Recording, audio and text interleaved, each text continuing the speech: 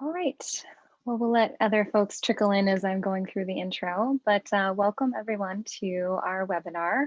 I'm Carrie Brown. I'm with the IBPSA-USA Education Committee, who is hosting this webinar. I'm also the current president of IBPSA-USA, and I'm very excited to have a webinar where we're going to learn about future-looking emission factors and their development.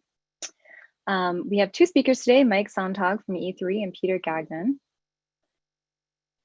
And today's webinar is being sponsored by my company. We are a small research and consulting firm, and we specialize in zero carbon and zero net energy buildings. So this is a topic that is near and dear to our hearts, and we're very excited for Mike and Peter to tell us more about what they've been up to. And I do want to welcome the IBPSA-USA members who are here already. If you are not a member, I encourage you to consider signing up. There's information on the screen about how to do that, and you can always contact membership@ibpsa.us. Today's webinar is going to be recorded, and we'll share the slides after the fact. If you have questions throughout, you can use the Q&A function, and we'll get your questions answered at the end. So moving on to our speakers, our first speaker is Mike Sontag. He is from E3, where he's been there since 2016. And he develops models to explore grid integration of renewable energy, retail rate design, and the value of distributed energy technologies, such as energy efficiency, storage, and flexible loads. His expertise encompasses demand-side resources, energy modeling in commercial buildings, and data analytics. And he's also worked as a product manager for sustainable building materials as an energy efficiency engineer. Peter Gagnon is a senior energy system analyst at NREL, where his primary resource focuses on the interaction between demand and the supply side of the electric sector. He uses NREL's grid models to create data products that can help bring what we know about the evolving electric grid into demand-side planning, evaluation, and decision-making. And he's led the development and release of NREL's new Cambium data product, which includes forward-looking emission metrics.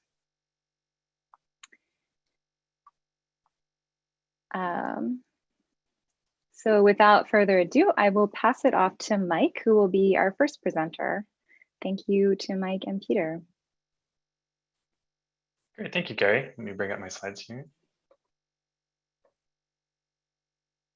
All right. Can everybody see the slides I'm sharing? Can you give me a thumbs up, Gary? Yeah, okay, great. All right, so thank you for the introduction. My name is Mike Sontag. I'm a senior managing consultant at Energy and Environmental Economics, or E3 for short. Today I'm going to be, as Carrie mentioned, talking about some background on various emissions factors, in particular forward-looking factors and long-run emissions factors. And I'm going to touch on the two emissions factors out in the wild that I've had a hand in helping develop. The first for California's Title 24, so in the 2022 code cycle. We have long-run factors that are both on the emissions side and for source energy. And then as well, E3 works on California's avoided cost calculator, and we have a long-run marginal emissions factor in that as well. And then after that, I'll turn it over to Peter, who's going to go over NREL's Cambium model, and we'll have Q&A after that.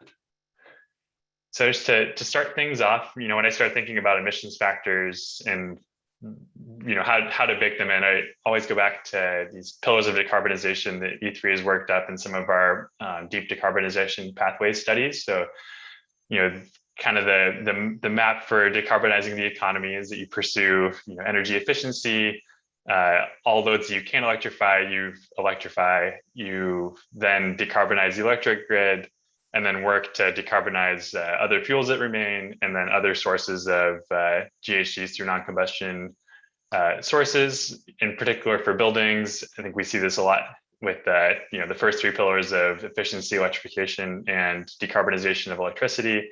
And then also we see a lot in refrigerant emissions as well, which is an important topic to cover as well. And really, since all these pillars are kind of moving in parallel with each other, I think it's important to make sure that we're using planning metrics that look at where we'll be, not just today, but kind of in this future as all of these pieces move along with each other.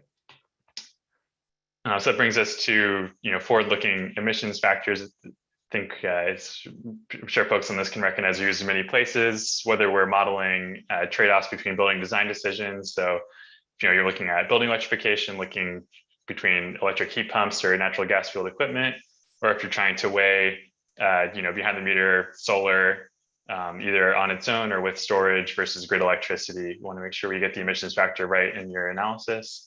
If you're optimizing building characteristics to maybe encourage flexible loads and queue off of grid electricity that's occurring at lower emissions times, it's important. If you're designing a broader campus or development that has multiple types of energy consumption, seeing trade-offs between building decarbonization and decarbonization of transportation or other non-combustion sources is important to get your grid emissions correct, so that kind of what the trade-offs are in that. More in the world that I do modeling in at the policy level, it's important to see what the societal costs are of decarbonizing different pathways, to see where to set more stringent emissions targets in different sectors and whatnot. And we see that in the building space. And so, regardless of which bucket you're looking at in these, I think it's important to make sure you're getting the emissions factor correct, to get the accounting most accurate to make the best decisions. So first, to start off, just in a couple different types of emissions factors that we have. I think the first axis that we have is temporal granularity. So starting at the least granular, we see a lot of annual emissions factors. This would be, in a backcast like the EPA e-grid emissions. For forward-looking studies, it's pretty easy to see, an annual average that's projected from those sorts of studies. Most relevant if you're looking at higher level modeling, or if really there's insufficient hourly data to feel like you're making an accurate assumption or make an accurate estimate. Probably the best when available is to use hourly emissions to help capture the daily shapes of building loads and also grid emissions factors. Especially for things like space cooling or other places where there'd be a strong correlation between the emissions on the grid and loads in different buildings. Kind of a more pragmatic option that I like to use a lot is a month-hour average. So taking the hourly and just averaging, across months. I think Peter has a better illustration for this than what I have, but more or less the same noon in January is applied across all 30 days of January. And that helps filter out some of the effects of either the calendar or the weather year, which are important to make sure you're aligned on between the building modeling and the grid level modeling. And then lastly, on temporal granularity, I think it's important to get right, what's the time frame of the analysis? Are you looking at something that's going to be lasting for multiple decades, as we often do when we're designing new buildings? And if so, making sure you capture how the grid is going to change over that time period. Moving on to different types of emissions factors that we see. First, and I think what is more used in emissions footprints would be average emissions. So that'd just be the total emissions for all electric generation in a given hour divided by the total consumption in a given hour. And this would be in tons of CO2 per megawatt hour or kilowatt hour. Next is short run marginal emissions, and that is more or less the change in emissions for a change in load. And that's without assuming a change in power plant capacity. It's important to make that distinction because the next factor we see here is long run marginal emissions. And that's a change in energy, the change in emissions for a change in load, assuming that you do have an impact on power plant build and procurement based off of those actions. Kind of seeing them, this is just from a sample couple of days, pulling data from a previous data set I had worked up. You can see the hourly average, has this daily shape. The marginal is always going to be higher than that. Well, actually, I should take that back. It would generally be higher in the evenings. And if renewables are on the margin, it would be lower. For long run marginal, it'd be somewhere in the middle between hourly average and short run marginal. I would say generally. This is where we'd see these. And it's important to call out, I think we're, on the modeling side, we're, shifting in favor more towards using long run marginal emissions, as we feel that's a more accurate source of emissions. Put this slide up just to say, when is best to be using which emissions factors. I think average emissions is you're looking at the footprint for existing loads. So what are the attributable emissions for an existing portfolio of buildings?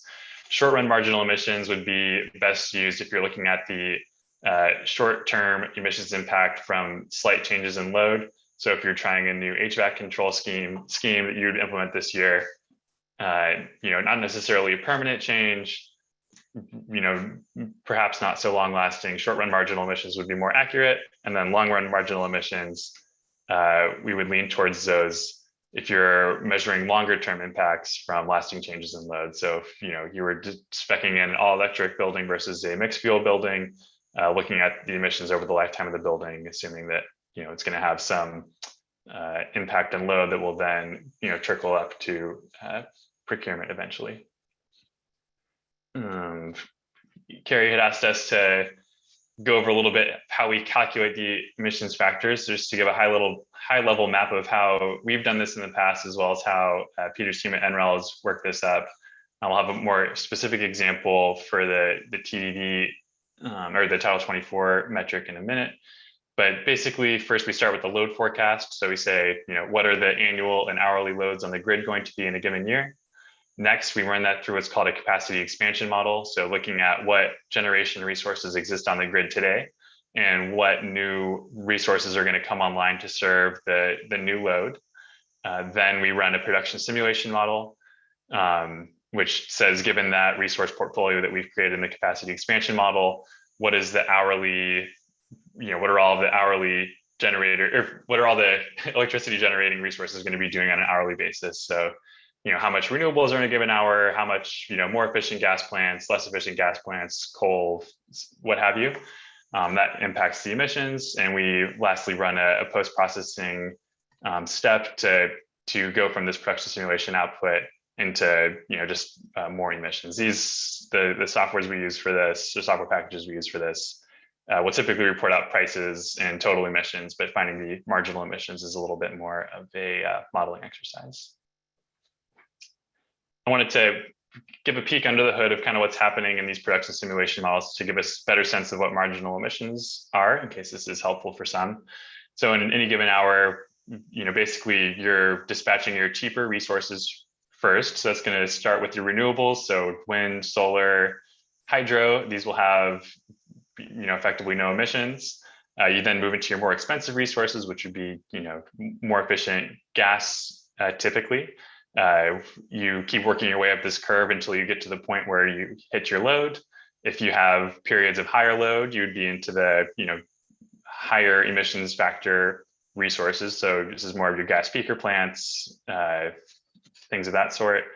And yeah, so if you change the load here a little bit higher, the marginal would be, in this case, 0.4.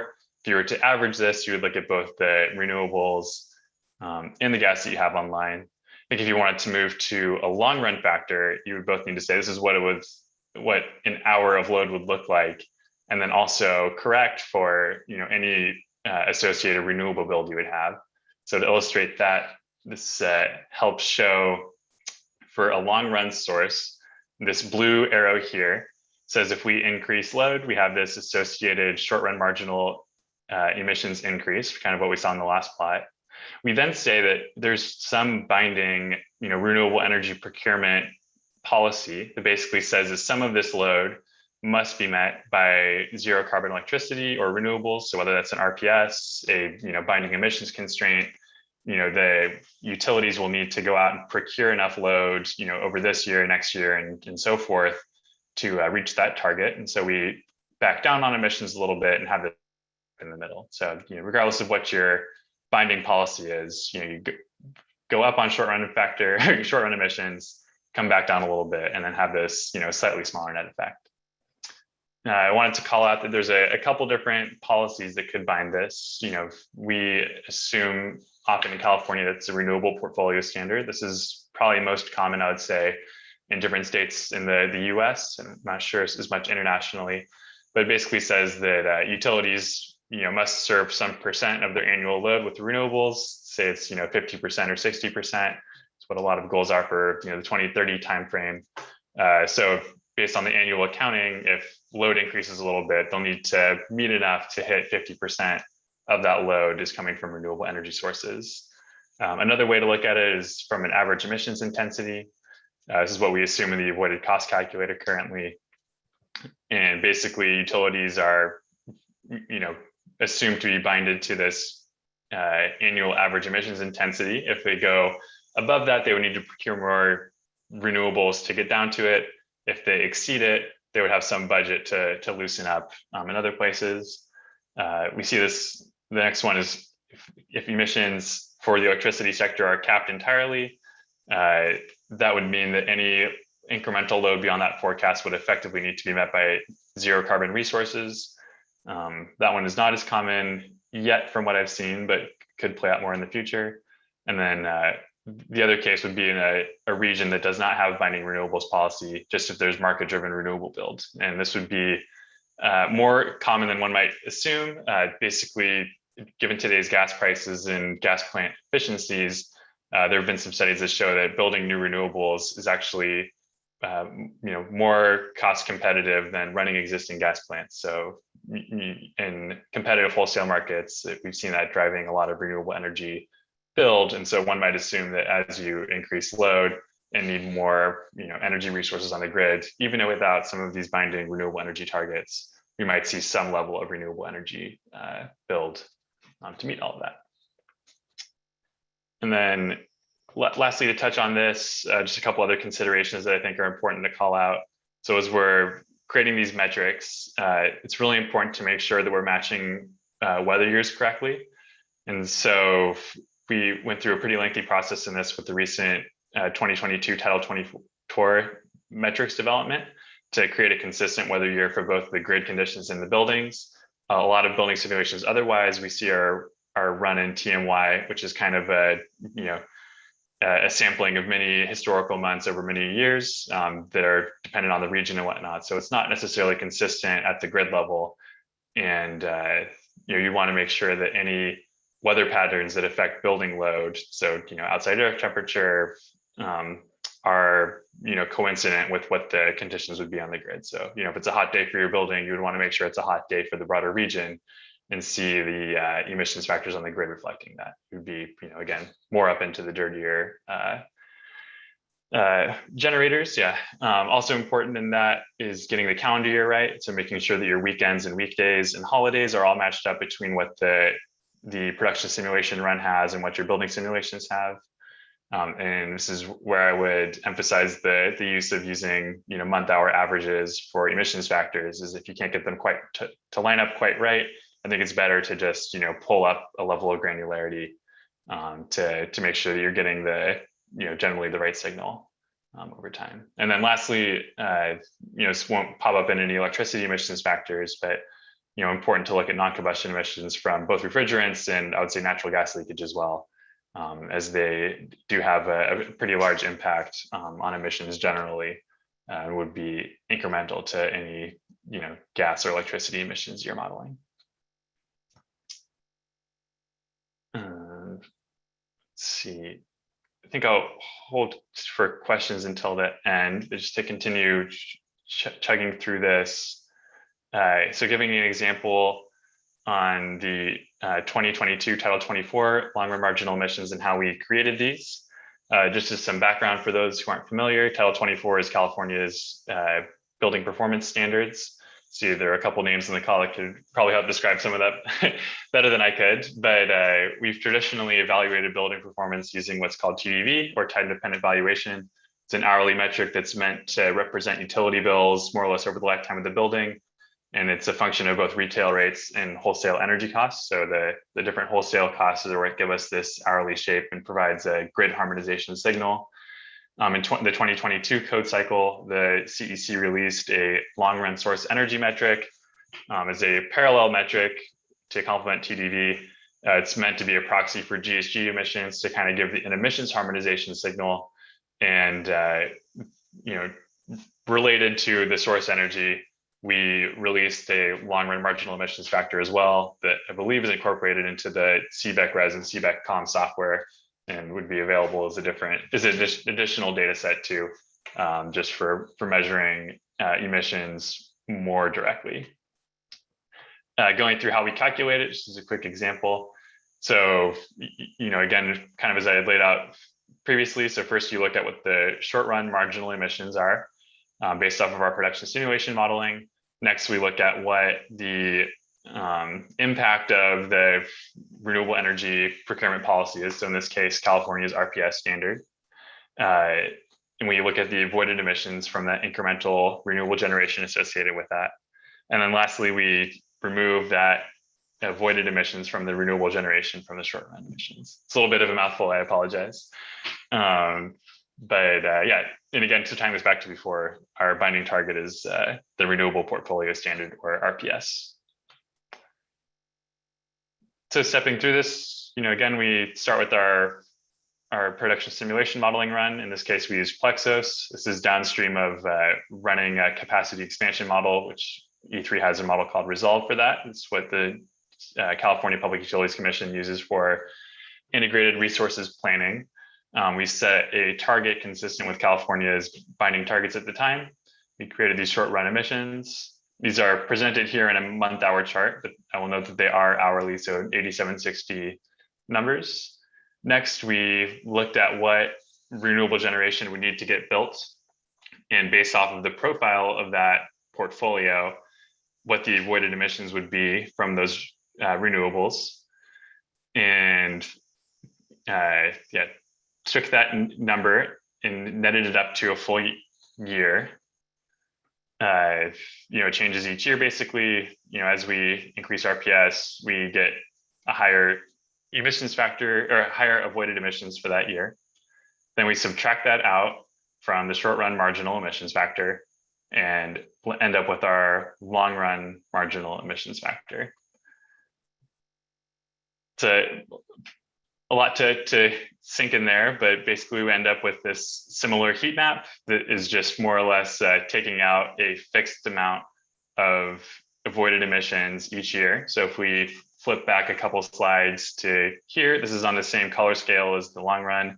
So, we go from, 0.45 to 0.5 in the evening to, 0.2 or 0.3 based off of that avoided emissions from the incremental renewable build.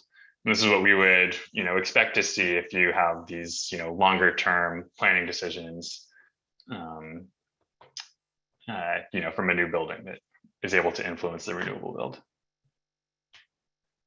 I wanted to give a quick example on how we look at this in the CPUC's avoided cost calculator. So this is what's used to evaluate all of the energy efficiency programs in California, along with other, distributed energy resource policies like net energy metering.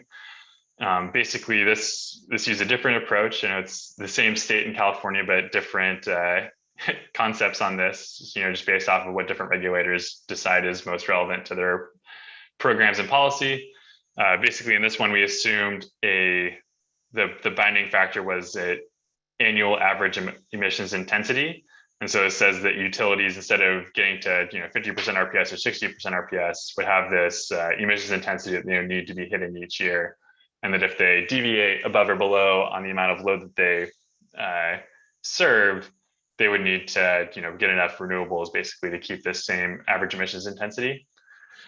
And consistent with SB 100's world, which I believe is 100% RPS by 2045. The emissions targets are, again, assumed what's to be binding in this instead of the RPS. We just have this fixed annual number. So if you increase your short run emissions by a little bit, the utilities would need to, balance it out and get to the annual average number. So we just assume that everything is on this annual average, and the hourly shape that we all like to see to help influence building design a little bit better comes in on the cost side. So if you, decrease load and hours where, renewables are the marginal resource, you would, have no costs or in some ways negative costs to meet your target. And if you added load in the evenings when we have a lot of higher emissions intensity generators on the margin, you would need to procure other renewables throughout the year. And we have a cost assigned to that would come in and influence any cost tests that are run off of this. And that was all I had to cover through here. I'm not sure, Carrie or other Mike, if we wanted to break for a quick Q&A or let Peter go through his slides first and then come back around for that. You know, why don't we let Peter go, and then we'll loop back on as many questions as we can get through. But thank you so much. Great presentation. And Peter, let's hear from you. Okay, thank you. Okay, bringing it up. All right, can you see the deck, Carrie, Yep, or Mike? we're seeing them. You're good. Okay, wonderful. Thanks, Mike. Right, so I'm going to be talking about everything that Mike was just talking about, but talking about it for a different data source from the National Renewable Energy Laboratory. And we have recently released this new data product, Cambium, which has within it some of the stuff that Mike was just talking about. So Mike's doing work over in California. This is something for the whole nation. Same topic though. So Cambium, what is it? It is a annually updated, publicly available database of emission, cost, and operational metrics for the US electric sector projected forward through 2050. So these are all modeled, projected, forward-looking values. You can go and get a lot of this stuff retrospectively from different sources. This is all using models to look forward into the future. I'm not going to talk anything about the cost or operational stuff. It's there in the data set if you want to go and dig around at that, if that's interesting to you. I just wanted to make sure that people knew it was there. I'm going to be focusing on the emission parts, specifically the fact that this data set contains, for the contiguous United States, long-run marginal emission rate metrics. So if you're looking for a place to go and grab these numbers to actually go and use them for something, this data set is available and it has them. The deck will be available on, I think, emailed out to participants. Please correct me if I'm wrong, or otherwise available. So you can come look at this link later. But this is, you can find both a workbook with the marginal emission rates and a data viewer that has both the emission metrics as well as a bunch of other data by following that link there. I'll also bring them up briefly at the end of this talk. So I'm just going to be very, very high level about this. But we're telling you that we're projecting these long-run marginal emission rates going forward. How do we actually do that? Same with Mike, we use a capacity expansion model. NREL has one, REEDS, the Regional Energy Deployment System, not that the name matters. And basically all you need to understand is that it projects the evolution of the US power sector by solving a linear program that, and this is the important part, minimizes total costs subject to policy and operational constraints. That's basically all you need to know. You end up with these kind of projections where you start over here with the grid as it currently is, and then as you go forward in time, the gold is solar and the blue is wind. So you build out more of that because it's cheaper, and as you need more stuff, you build more of that kind of thing. That's what these models are built to do, is to project the evolution of the grid subject to constraints, and that's what we draw from for these types of projections. What's really important here is that these models incorporate both operational decisions and structural decisions. By structural, I mean, if the model sees a bunch of new electric load, it can decide if it's going to use its existing fleet or if it's going to build new stuff. And build new stuff in this day and age often means building wind and solar, as well as other technologies, but mostly wind and solar. And that's very important to resolve for this question of if you're electrifying or building a new long-lived asset that might be able to induce new generators to be built, then of course you need a model that can reflect that, that can answer the question of, if I change my electricity consumption for a long period of time, something greater than 5 years, then how does that influence this evolution of the grid? Which is why we use these models that look forward in time. So that's the model. The long-run marginal emission rate, again, I'm not going to go into the details, but the top-level concept here is actually really straightforward.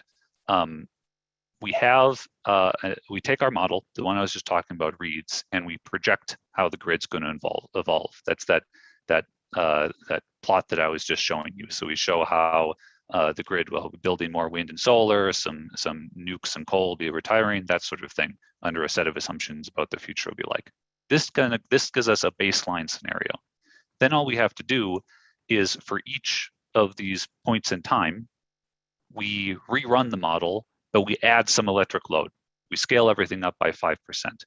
And then we compare the original solution with the new solution, and we see what new stuff came online, and that's the answer to our question. If your question is, if I put this building, if I electrify this asset within this building, or if I build a new building, or if I reduce energy consumption, whatever your question is, if it's changing electrical load, then this is an estimate of what is the generation mixture that will either be induced or avoided by the change in load.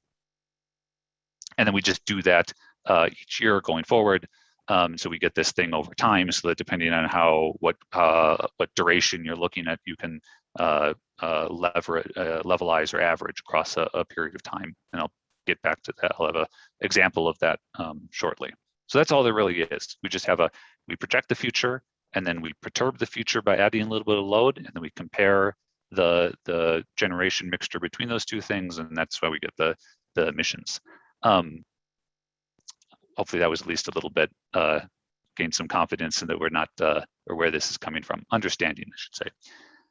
Okay, so now I've been telling you that we're calculating these metrics. I'm going to talk a little bit about some of the choices that you'd have to make when you're using them. So first one, geographic resolution. We have several different geographic resolutions that you can go and download through the viewer. This one that we're looking at right now, there's these 20 different regions that the US is broken up into, or that we've broken the US up into. These are what we recommend for most cases. They're a good compromise between capturing the regional trends, important differences in resources and policies and that sort of thing in the state of the grid right now across the country, without getting too small, where you can really have some hairy problems with attributing emissions, and trying to be overly precise with projecting things far in the future can really be problematic when you get smaller than this. So this is the region you'd go and look up where you are in the country, and then go look up the data for that region and the resources that I'll point to again at the end. So that's geography. Temporal, Mike already touched on this a little bit, but just to show, the data is available as hourly, 8760 values for the year. So that's this heat map that we're looking at here. You have hours and days of years, so there's 8,760 different values here. The data is available at this resolution, and if you can have your models, your building models or whatever you're doing, aligned with the weather assumptions that we use to create this data, then this is probably the best thing to be using. Often though, you might be using a different weather year or something like that. And if you are not able to replicate our weather assumptions, then it's probably not a good idea to do this, because then there's this misalignment between the data that we use and the data that you used that can become, it's not a huge deal, but it's a little bit problematic. So therefore, as with Mike, I think in most cases, this kind of month-hour aggregation, which creates these 12 by 24 grids, is probably usually better to be used if there's any uncertainty all about the calendar alignment or the weather alignment or anything like that. You capture a lot of the information, and you don't run as much risk of this kind of misalignment. I did see a question about whether or not the 12 by 24s are reported as weekdays and weekends. We've done a little bit of looking into that, nothing too rigorous. There's not as much of a difference as you might expect. There's some things that the weekday is important, really important for.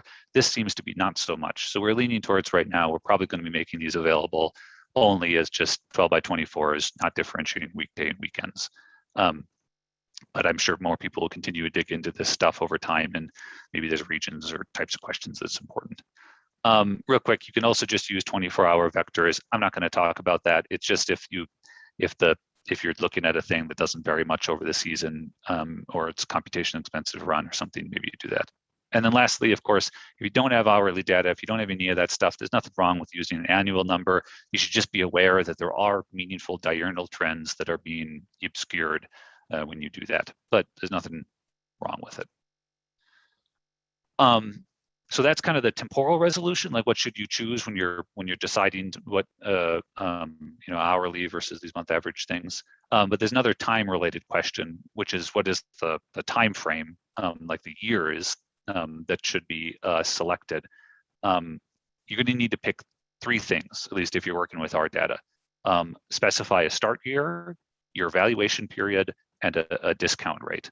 So to start year, it's pretty obvious. It's whenever the electric load that you're analyzing is expected to come online. So 2023, something like that. Evaluation period, it's best if it's the expected lifetime of the intervention that you're studying. But sometimes there's like multiple things that last different periods of time. So maybe you have to make a compromise. The point is you just need to pick a time that says we're going to be doing a study that starts in 2023 and lasts for 20 years. You need to ask that question. And then a discount rate it's optional. You can have 0, and if you take 0, it's just going to be a straight average across that period of time. Each hour is going to be an average from 2023 to the next 20 years, the numbers that I have here. But if your stance is that we would rather have emissions happen, everything else being held equal, later rather than earlier, a discount rate essentially puts slightly greater weight on near-term emissions rather than emissions further out. It's the same concept as like time value of money. It's kind of the time value of damages from emissions. It's not that important. If you're uncomfortable with the idea of like weighing emissions differently at different times, just put 0. But a 3% social discount rate is rational, at least. And I'm just going to bring up here. I hope you guys can still see this. So this is the workbook that I've been mentioning that you can go and download. So there's a little bit, there's some kind of descriptions and guidance and information about the data.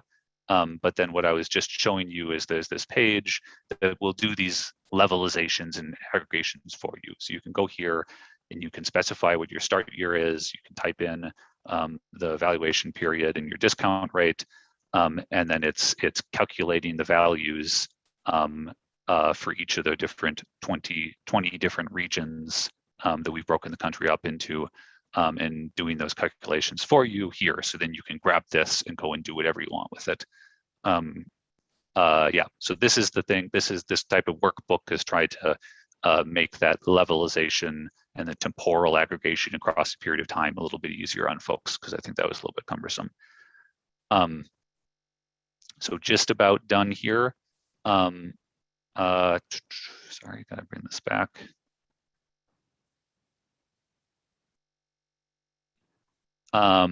Right. So why does this even matter? We've been talking about long run emission rates, and you probably, if you're active in this space, you've probably heard people talking about short run. By the way, if people ever say just marginal emission rates and don't have a prefix, they're almost certainly talking about short run.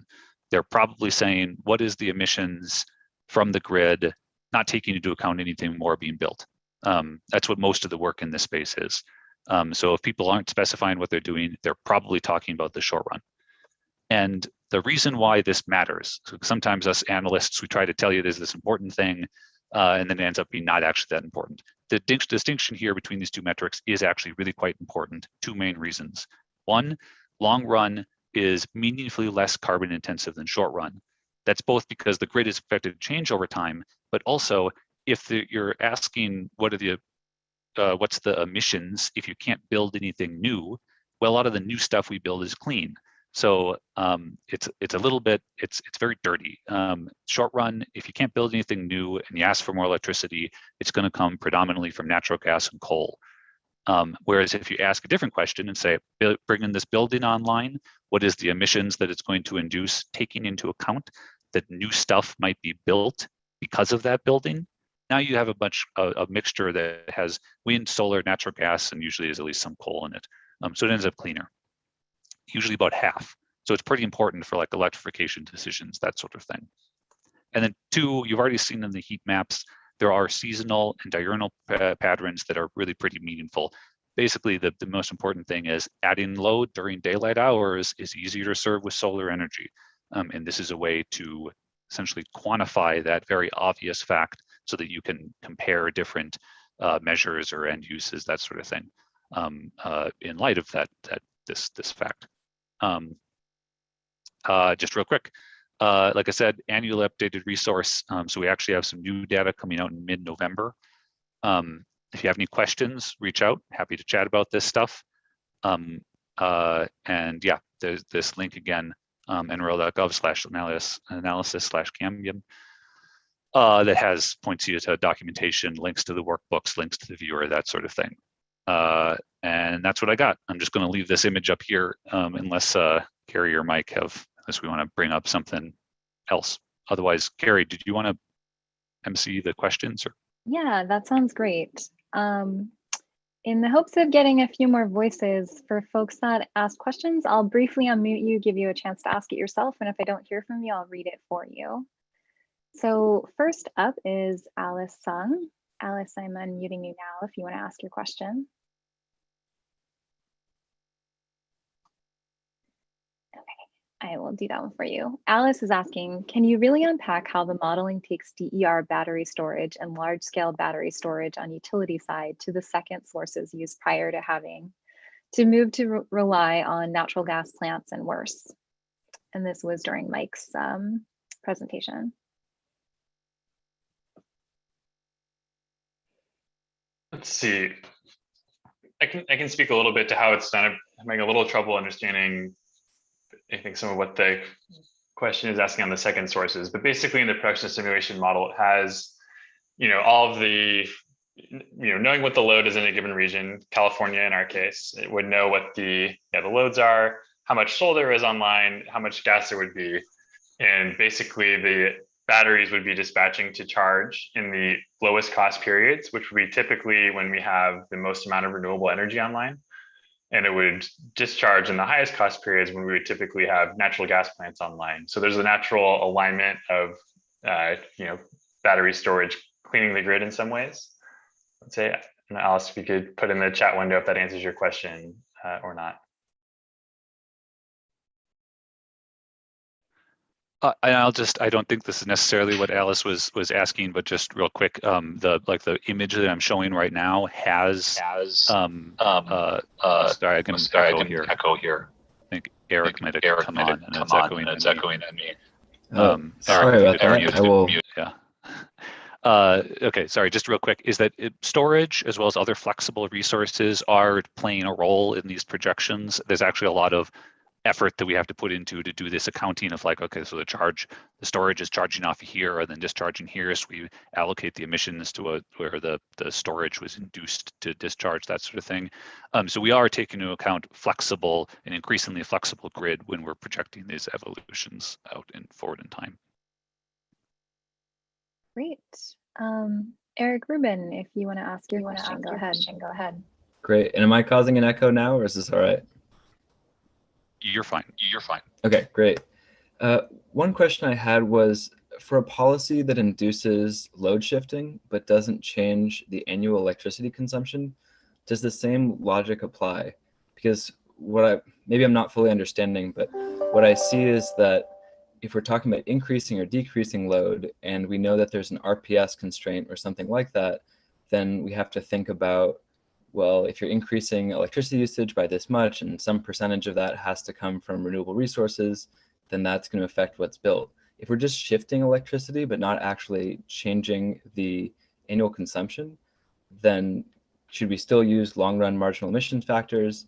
And is there any problems in terms of how those long-run marginal emissions factors were derived? Yeah, so I can talk very quickly about this from the Cambium perspective, and then I think Mike can weigh in for E3. So actually for most of the country, there's not a binding RPS. Even places where there are RPSs, often they're not binding, which means that the utility can meet the requirements of the RPS without having to do anything differently by buying RECs and things like that. So actually a lot of, like in the projections that we do, and these heat maps, a lot of what's underlying this is actually the kind of economic driven decisions. And those would be, I guess, robust against this issue that you're bringing up. So if you say, we're gonna decrease electricity consumption a little bit in the evening and increase it during the day, but net, no change in electricity consumption.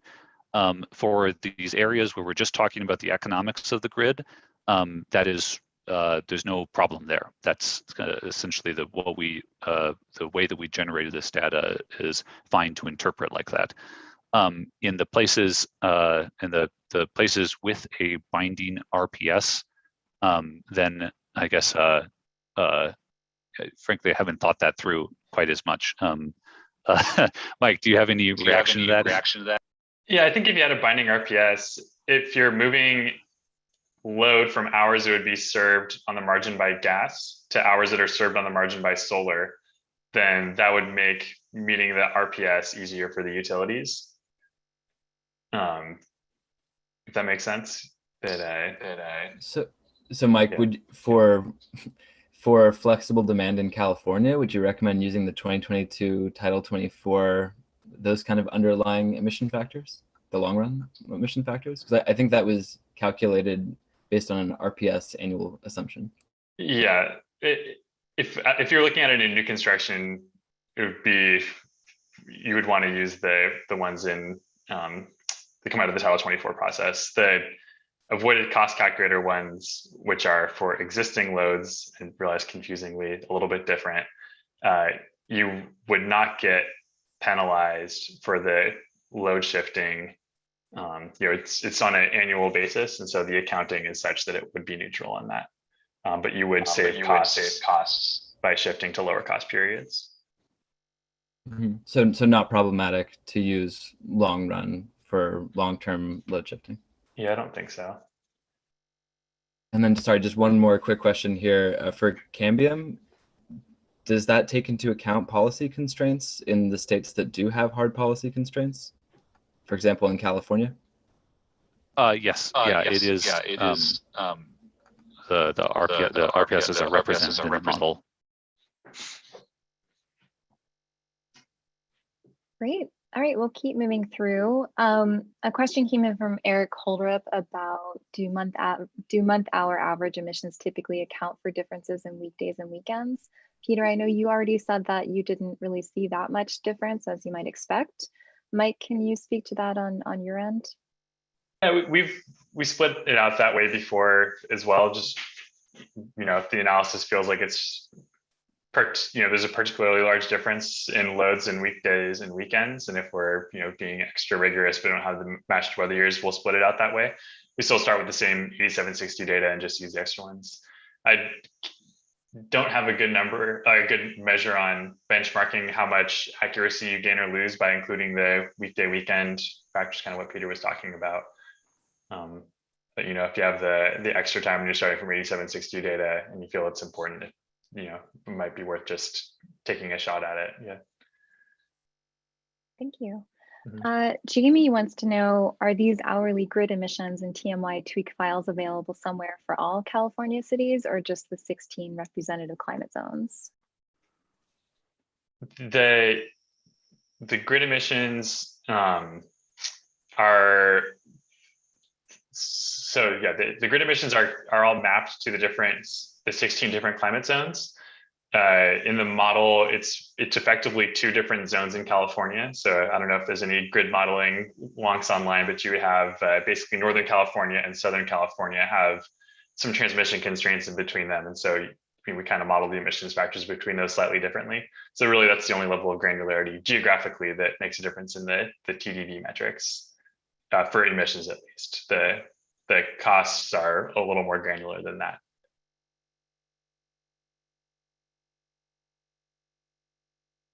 Charles is going to be one of our speakers next month.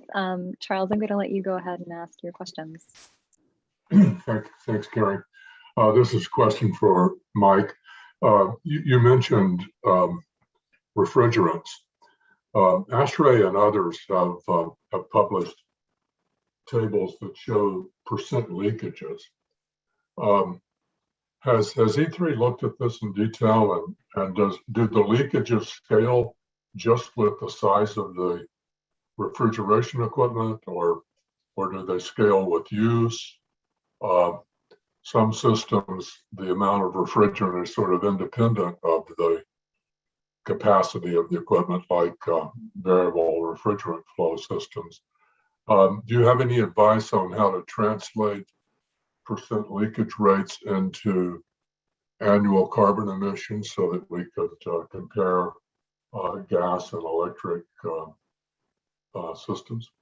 Yeah, thanks for the great question, Charles. So I'll say we've looked at this both for the this California Energy Commission with the building standards, and also for the Public Utility Commission for the avoided cost calculator. And the data we have to work with in California is that the Air Resources Board has for most equipment types and sizes what the typical leakage rates are. So the two leakage rates that matter are annual leakage, so how much of the refrigerant flows out of the system in a given year, and end of life leakage, so how much of that leakage is, how much of the remaining refrigerant is captured when you replace the equipment.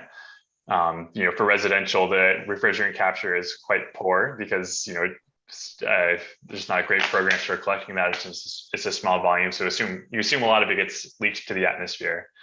It depends on the volume of refrigerant that's charging the system. I would say there's not great data for if you have longer refrigerant runs or like a VRF type system, how much extra refrigerant that actually charges the system with versus something that would be maybe like a air to water heat pump with a hydronic heating system that has a shorter refrigerant loop and uses water as the working fluid.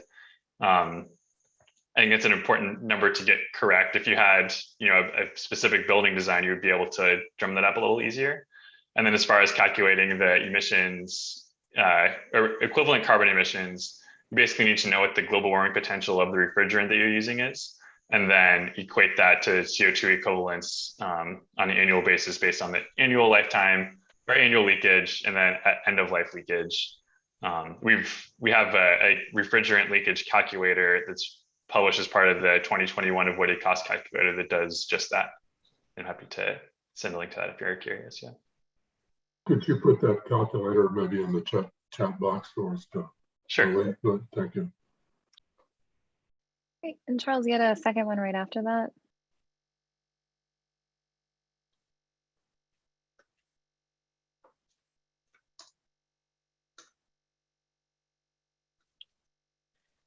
Okay, Charles, you're still muted. Ted, I see you have your hand up. Do you have a related question, or was it a separate question you wanted to talk about? I just allowed you to talk, but you're still muted. Yeah, I think I'm unmuted. Can you hear me? Yep, I hear you. I just wanted to ask Mike and Peter both. Mike, first, did you guys align the long-range marginal emission factors with the update to the TMY3 files that the CEC did? And I guess a follow-up to that, Mike, is or Peter, is there a way to align the Cambium data with a typical TMY for simulation use? Sure. Yeah. So answering the first part of that, all of the metrics for the 2022 code cycle are in this same weather year. I think the official name for it is CTZ22, and that has the the warmer climate. So TDV, source energy, and long-run marginal emissions are all in that weather year, as would the building simulations from CVEC ResinCon.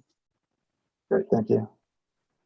Yeah, and the Cambium stuff, the hourly data is all based on 2012 weather. There's nothing that we've done to cast that to other things like TMY3s and stuff like that. We're trying to raise money to do that because we're aware that that would be helpful to people, but it doesn't exist yet, which is one of the reasons why we recommend that in many cases, probably doing the month-hour averages is better, unless you happen to have 2012 weather. Thanks for considering that. It is a big hurdle, and let us know how we can advocate for you. My second question for you guys, I've been trying to marry the embodied carbon emission factors for typical 30-year building emissions in construction with the operational data. How would you guys envision marrying a 30-year period of emissions? Would you use these long-range marginal emission factors on the average and just multiply that by 30, or would you take the time to model the different time steps that the Cambium data has for the different data years? So I guess it would depend on whether or not I'd have to know a little bit more about the thing being modeled. Like if it's going to change meaningfully year from year, then it might be worth the effort. I will say I haven't so far. Everyone that I've seen do a 30-year analysis has just rolled things back to a levelized value and then done the analysis with a prototypical year. So in most cases, that's a perfectly fine thing to do. If you're analyzing something that's going to degrade significantly over time or change over time or something, then maybe you'd want to do the result thing specifically. But yeah. I appreciate that feedback. Thank you. Thank you both for putting this together. I really appreciate all your efforts. Thanks for all the great questions. Okay, moving down the list, we just have a few more minutes. Mike and Peter, I'm going to volunteer you to answer your questions by email if we don't get through all of them. But the next question is, what are the assumptions upon which any costs are derived for the various electricity sources and then input into the modeling software databases? Yeah, real quick, there's lots of places where we get, I guess, just data in general for the model. The predominant ones are the EIA's, the Energy Information Administration's annual energy outlook has projections on things like fuel prices going forward. We draw from that. Technology cost and performance comes from a annually, like regularly updated NREL product, the annual technology baseline. For things like what the grid looks like right now, we draw from a lot of the EIA and EPA puts out a lot of data about current generator characteristics and emissions and that sort of thing. So those are the main things, EIA and stuff that we do ourselves. None of these things are like small efforts and they're usually separate from our models, but there's like groups that do efforts into projecting the potential technology cost and performance pathways of different inputs to the model. They do that independently, and then we take it and plug into a model. And I would chime in too that we at E3 in our resolve model we use similar, if not the same, data sources that Peter's talking about. So the annual energy outlook, and then also NREL's annual technology baseline that reports that how much does solar cost in any given year, storage, other resources.